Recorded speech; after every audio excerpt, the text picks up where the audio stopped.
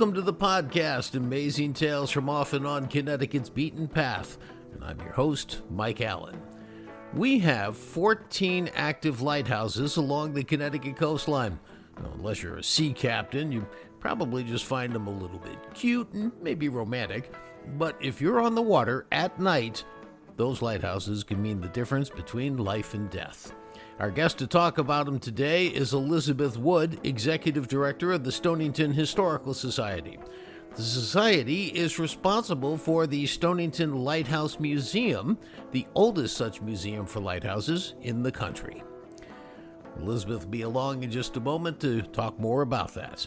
This week's trivia question: what's 10 inches thick, floats like a boat, and was the U.S.'s second largest export in the 1800s, second only to cotton? Well, we're going to have the answer for you after the program, so you'll know the subject of our next episode. Amazing Tales from Off and On Connecticut's Beaten Path is brought to you by our sponsor, Yale New Haven Health. Yale New Haven Hospital was the very first hospital in Connecticut. They opened their doors 200 years ago and later introduced the entire country to the use of penicillin and chemotherapy. Today, some of the brightest minds in medicine choose to work there, and it's the primary teaching hospital for the prestigious Yale School of Medicine.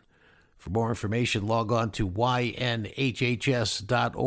That's ynhhs.org.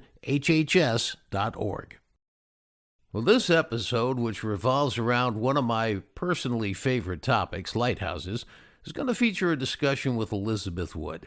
Now, Elizabeth is the Executive Director of the Stonington Historical Society, and back a long time ago, they bought the Stonington Lighthouse after it was decommissioned and then turned the lighthouse into a museum that you can actually go and visit, and it's the oldest museum for lighthouses in the entire country. Now, before we get into the interview with Elizabeth, I want to list some facts and figures about the lighthouses in Connecticut. Now, over the centuries, Connecticut has built and operated 21 different lighthouses. 14 of them are actually still active today. Now, we're going to quickly list those going from east to west. So out in New London, where the Thames River comes into Long Island Sound, there is the New London Harbor Light and the New London Ledge Light. In Groton, the other side of the Thames River shoreline, Avery Point.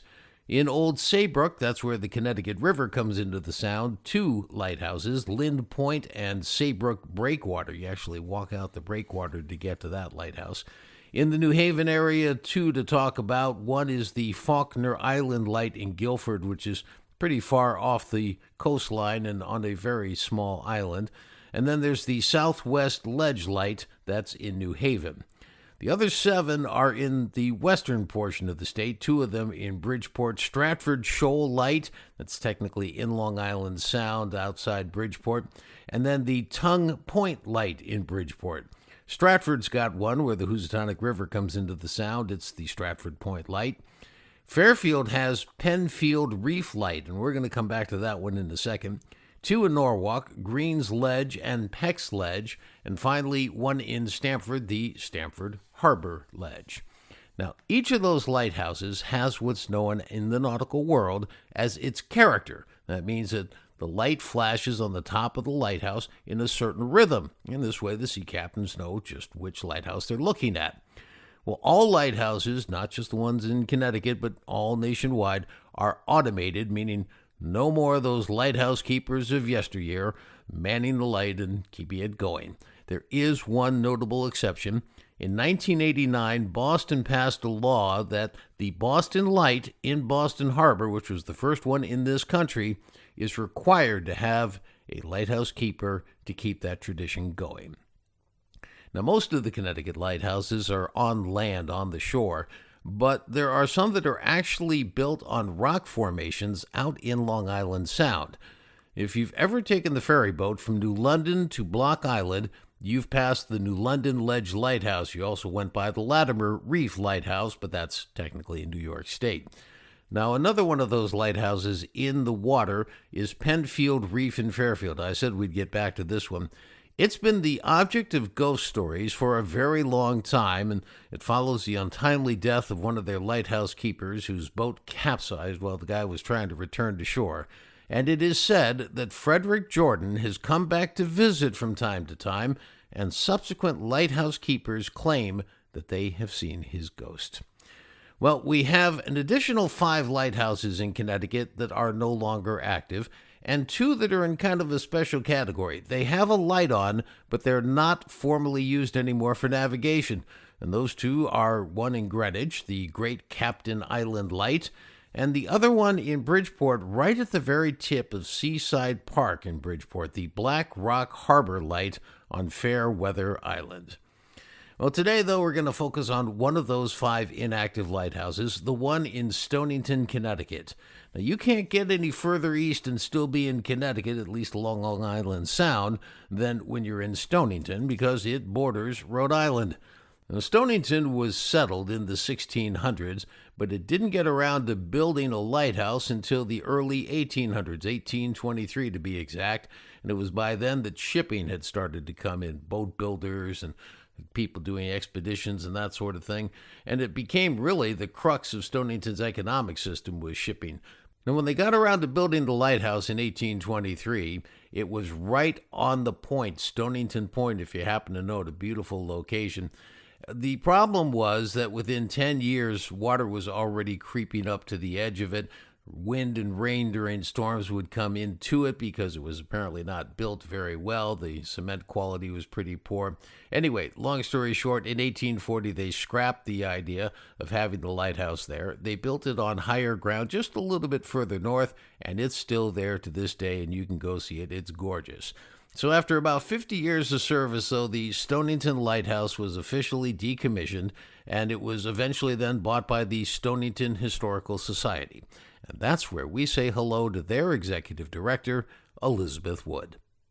Elizabeth, when you look at the facts and figures about lighthouses, there's over 18,000 lighthouses around the world, about 780 of them in the United States.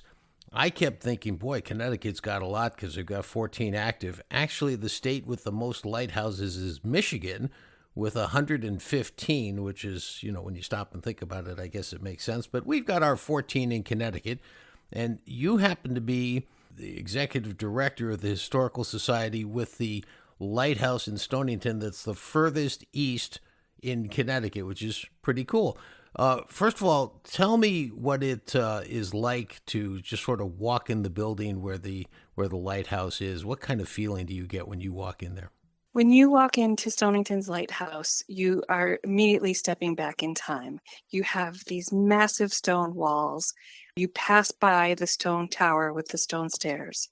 And as you enter, it hasn't changed very much in 200 years. It is a museum, a lighthouse and a museum, but it's also a museum of Stonington history. So you're immediately surrounded by artifacts and belongings from the people that lived there, but also from other parts of Stonington as well. So it is definitely a walk back in time. I don't know anybody. I don't think I've ever met anybody in life who doesn't love lighthouses. Something very magical and mystical about them, and you come around a corner and you see it and you go, oh, it's a lighthouse. It's beautiful. And I guess what I'm wondering is, I never really understand how they worked over time. And if, without getting into too much detail, if you could give us sort of a little curriculum rundown of how did lighthouses work from the days when I guess we used whale oil all the way up to electricity? Sure. Well, actually, lighthouses go back further than that, 2,000 years or more. And the first lighthouses were just open fires built on platforms. They have developed over the years. So in the United States, the oldest lighthouse, I think, is in Boston Harbor.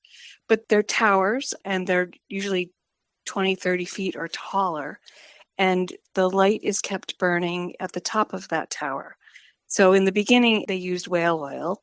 And so the tower is glass around the top. And they used, initially it was a Winslow light that incorporates a parabolic reflector. So that fire is then amplified out through the glass so that you can see it from far away. In the 1850s and 60s, the Fresnel lens becomes popular. It's invented by a Frenchman. It was a huge improvement over the American Winslow lens. The Fresnel lens was a series of glass, and it's cut glass, so it amplified that light even further. And lighthouse towers are round, so you can see 360 degrees around. So you're always able to look in any direction, and that light is also reflected in any direction.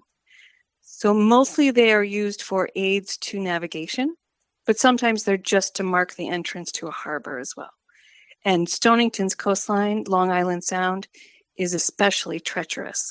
So we do have some lighthouses that are out in the water that mark hazards.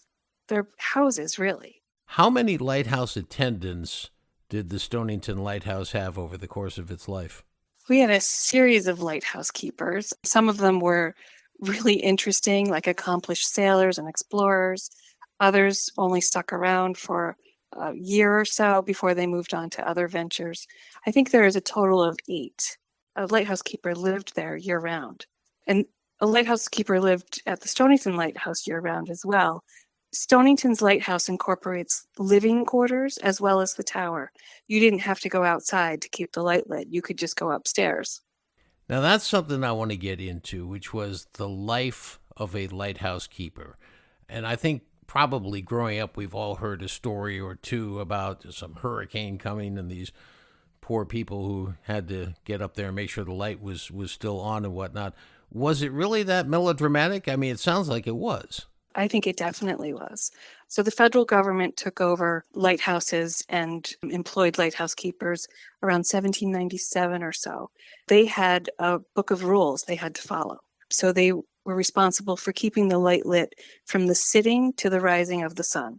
So as soon as dusk started to fall, they had to keep that light lit all night long until the morning. So they were awake when everyone else was asleep. And I read somewhere else they couldn't take a day off. People got sick. Our lighthouse keeper, the first keeper, was William Potter, and he was the lighthouse keeper for almost 20 years. And when he died, his wife Patty became the lighthouse keeper, and she was the lighthouse keeper for another 12 years. But they had 8 children when they moved into the 1840 lighthouse, and I am certain that those kids had plenty of chores as well. But above all else, they had to keep the light lit. And that's amazing because you would think you'd want your parents to be awake in the morning when you get up and they're just getting off of work. Right. Our lighthouse is one of the only ones that is accessible by land. So they didn't live remotely. They could have maybe asked a neighbor to come mind the light for a night or two or something like that. When we talk about what lighthouses are used for, I think the easy answer is, hey, these are rocky shores, don't come in here, or this is a harbor, please do come in here. What were other reasons for building lighthouses?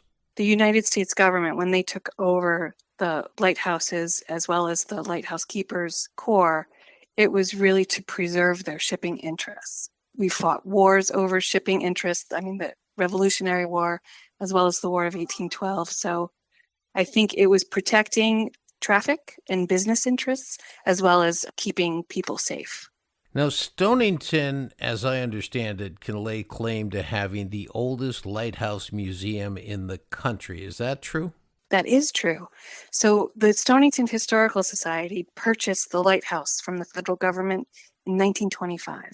We think this is one of the earliest instances of the government getting rid of a lighthouse and letting someone purchase it. Like they just sold the one in New London, but this is one of the earliest instances of that. The Historical Society purchased it with the express intent of creating a museum. They needed a place to store their artifacts and to have exhibits. So this is the earliest instance of a lighthouse becoming a museum. And did Stonington make the technology transfer from whale oil to, I guess, electricity before it closed? No. They did switch to kerosene, but the 1840 lighthouse was decommissioned in 1889 before electricity. What happened if the light went out? There is no record of that, but I'm sure there was a small panic in the household to get that light lit again. Did any ships ever wreck on the shore despite the lighthouse being there? Not in Stonington that I know of. There are no major disasters that happen off of our coast.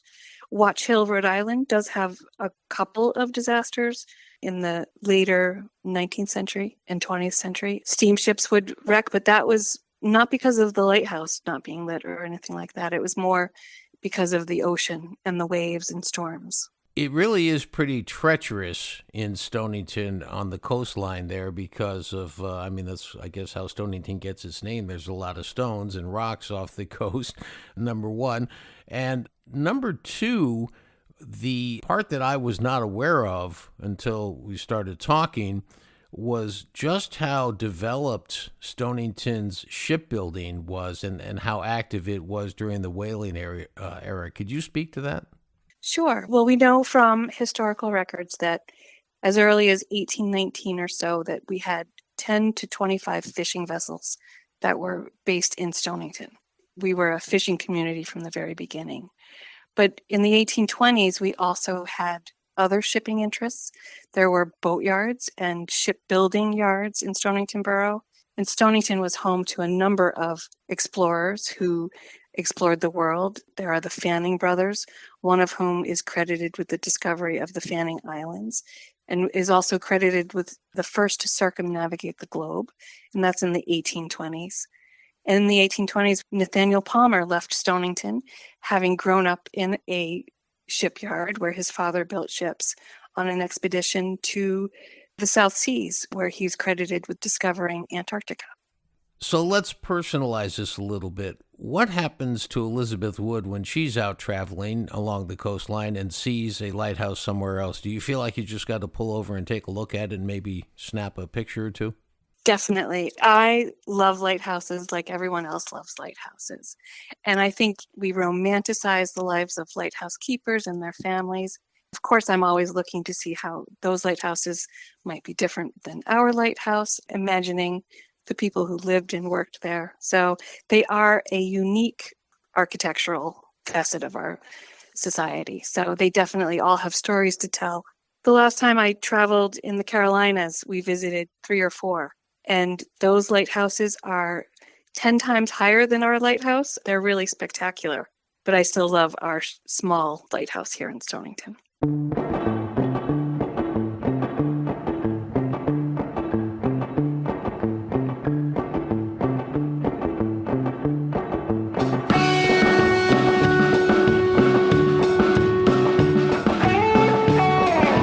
That wraps up this episode of Amazing Tales from Off and On Connecticut's Beaten Path. You know, we have 169 municipalities here in Connecticut, and only one of them, Stonington, can make the claim of being able to directly give you access to the Atlantic Ocean. All the other shoreline communities face Long Island Sound. I want to thank our guest for today's program, Elizabeth Wood, Executive Director of the Stonington Historical Society and the Stonington Lighthouse Museum. The answer to this week's trivia question: what's 10 inches thick, floats like a boat, and was the U.S.'s second largest export in the 1800s, second only to cotton? Well, the answer is ice. Yes, ice. Ice is still a very important business in the U.S., and 200 years ago, it literally changed the way we thought about our food supply. And it was important in Connecticut. So next week on Amazing Tales CT, we're going to take a look at one of the largest former ice harvesting operations in New England. Amazing Tales from Off and On Connecticut's Beaten Path is a production of True North Associates, LLC. This is Mike Allen. Be safe, and please stay healthy.